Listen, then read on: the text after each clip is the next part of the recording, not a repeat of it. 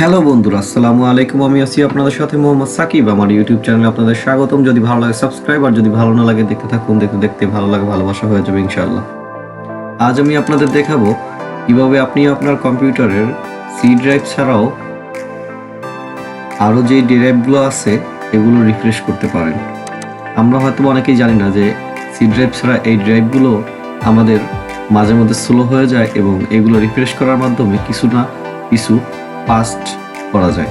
তো চলুন এই ড্রাইভগুলো কিভাবে আমরা প্রত্যেকটি একসাথে রিফ্রেশ করব তা দেখাবো।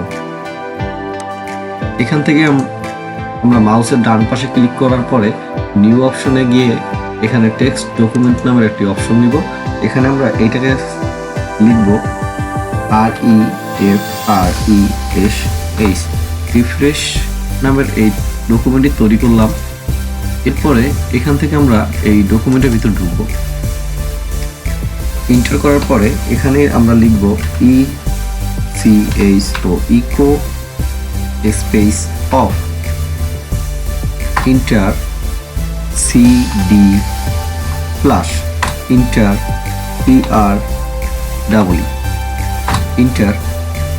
এখানে আমার বলে রাখা ভালো যে এখান থেকে আপনার প্রত্যেকটি ড্রাইভের যে আইকনটা ওইটা লিখবেন, যেমন C drive colon enter PREE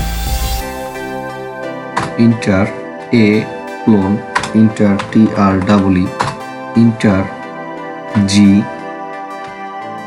clone enter TREE enter I colon enter TREE enter S colon enter TREE। এইভাবে আপনি আপনার প্রত্যেকটি ড্রাইভ সাজিয়ে নেবেন। এরপরে ফাইল অপশনে যাবেন, এখান থেকে সেভ অ্যাজ ক্লিক করবেন।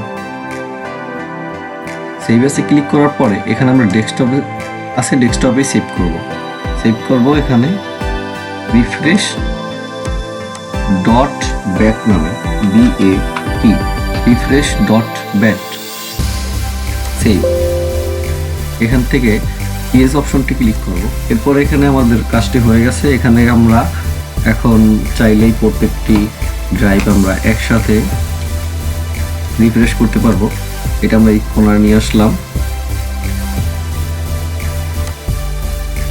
এখন আমরা চাইলেই করতে পারবো ডাবল ক্লিক করার পরেই।